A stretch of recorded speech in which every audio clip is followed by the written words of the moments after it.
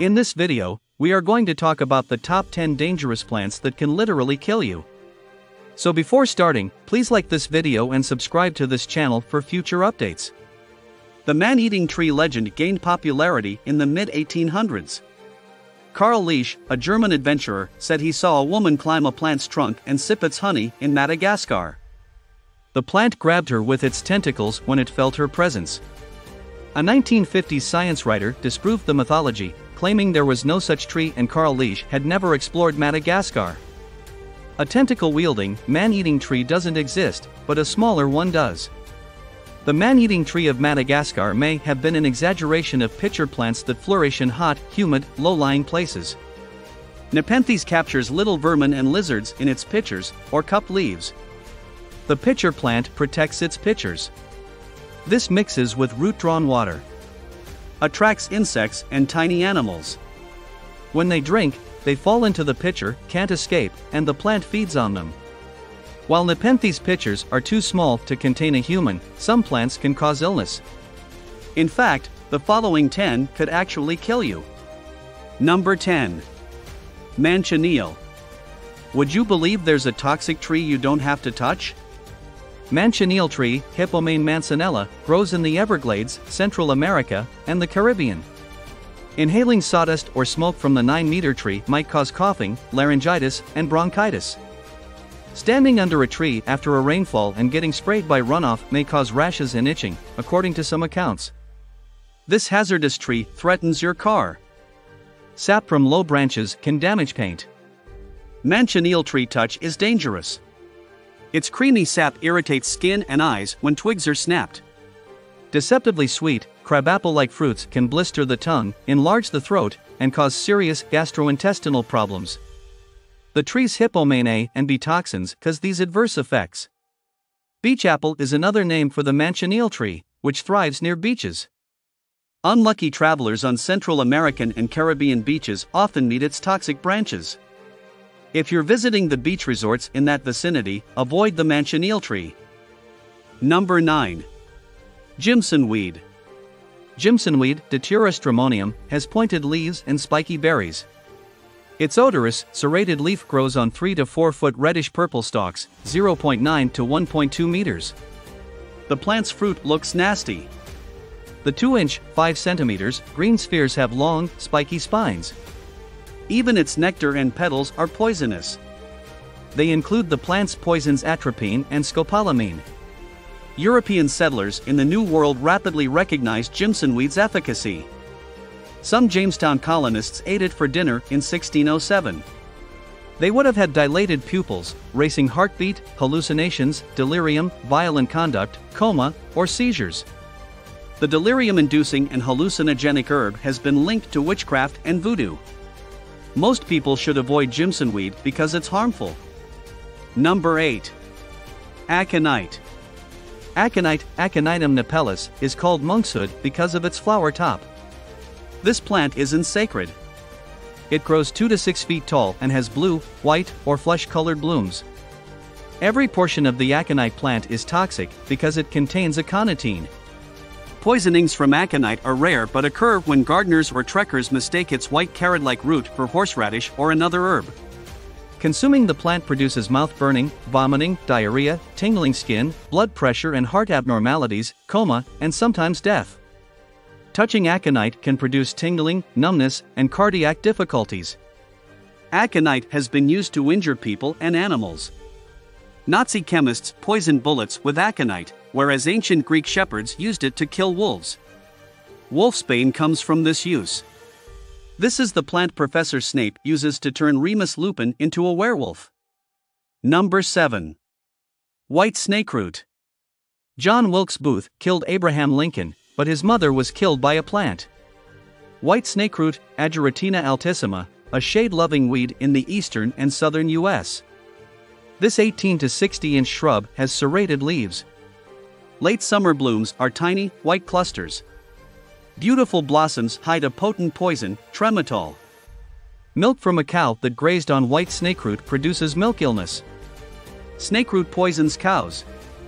Bad breath, loss of appetite, listlessness, weakness, unexplained pains, muscle stiffness, vomiting, abdominal discomfort, severe constipation, coma, and death are symptoms. Milk illness was frequent until the 1920s, when farmers eradicated white snakeroot from their meadows and fenced them to prevent cows from grazing in the woods. Nancy Lincoln died of milk illness on October 5, 1818, 2 weeks after this discovery. Number 6. English yew. Given the English yew's toxicity, it's frequent in British church graveyards. Some experts believe this practice began when early Christians integrated pagan trees into their worship. Today they symbolize spiritual immortality, not death.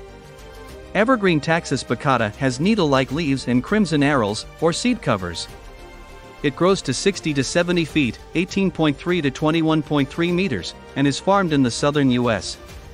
Only the aril meat is non-toxic thanks to taxine alkaloids. Leaves and seeds can cause dizziness, dry mouth, pupil dilatation, weakness, abnormal heart rhythm, and death. Despite being poisonous, English yew has many practical uses. As early as 7000 BCE, its wood was esteemed in Europe for bow-making. Later, Anglo-Saxons used yew berries to treat water elf illness, probably measles or chickenpox. Researchers recently researched the English yew's anti-cancer properties. Taxol, made from yew extract, reduces the growth of ovarian, breast, and lung cancers. Number 5. The Castor Bean. Ricinus communis, or castor bean, is grown for its oil and as an ornamental. Neither of these functions would tip you into the fact that this plant bears lethal contents, ricin. Castor oil is used in food additives, flavorings, and sweets. It's also used as a laxative and to induce childbirth, though scientific evidence is lacking. Castor oil comes from the plant's oily seeds. Castor bean plants likely originated in Africa but are now found worldwide. This hardy shrub is popular in gardens. It develops in barren places without extra attention.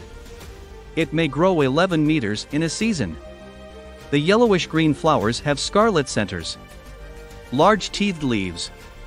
Ricin is low throughout the plant but high in the seed covering. Rare seed poisonings can kill children and pets. 3 green and brown seeds can kill a kid if swallowed. Number 4. Deadly nightshade. Atropa belladonna's stems, leaves, berries, and roots contain atropine and scopolamine. Deadly nightshade is a 2 to 4 foot tall perennial plant. Dark green leaves and purple bell-shaped blooms emerge from midsummer to early October. Green nightshade berries turn black when ripe. Children love their sweetness and juiciness.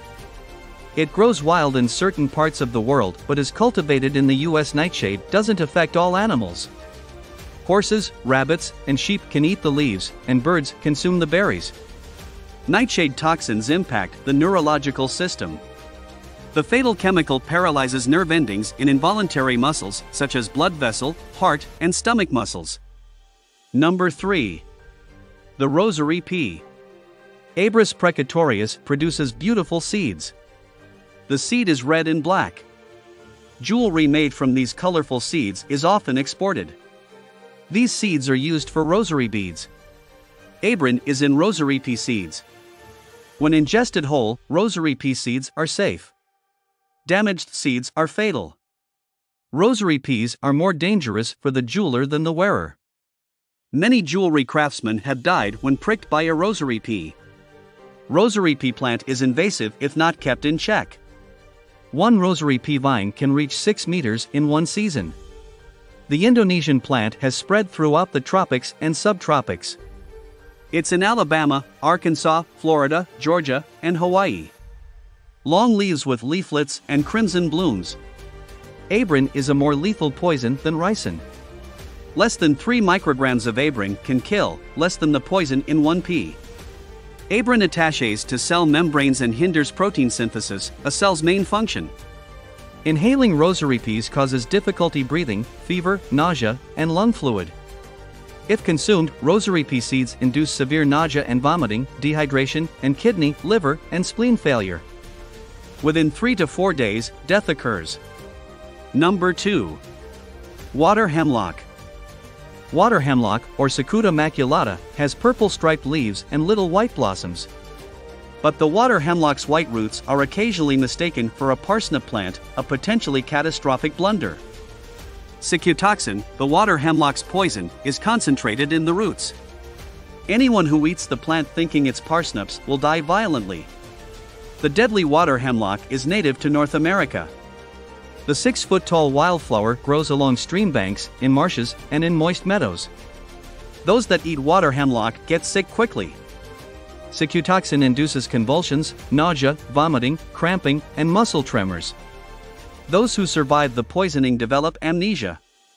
Water hemlock root is poisonous. When plants attack, a rooted plant cannot attack. Indigenous stinging trees in Australia and Indonesia make victims feel attacked. Glass-like hairs cover the leaves and fruits of these shrubs and bushes.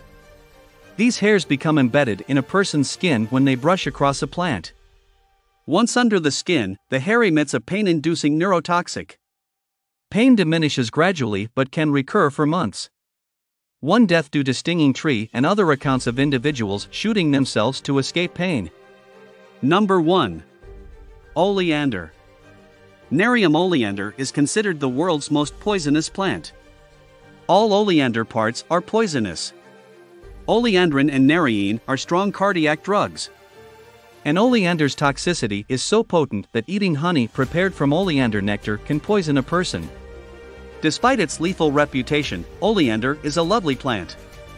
Native to the Far East and Mediterranean, oleander grows easily in the U.S. It tolerates dry, poor soil. The shrub reaches 6 to 18 feet, 1.8 to 5.4 meters, tall. Thick, dark green foliage with yellow, red, pink, or white flowers occur in groups. The oleander produces blossoms and aroma in barren places. Animals instinctively avoid it, thus it's utilized for traffic barriers and noise and pollution screening. Its quick growth minimizes erosion near new construction zones. What do you think about our video? Let us know in the comment box below.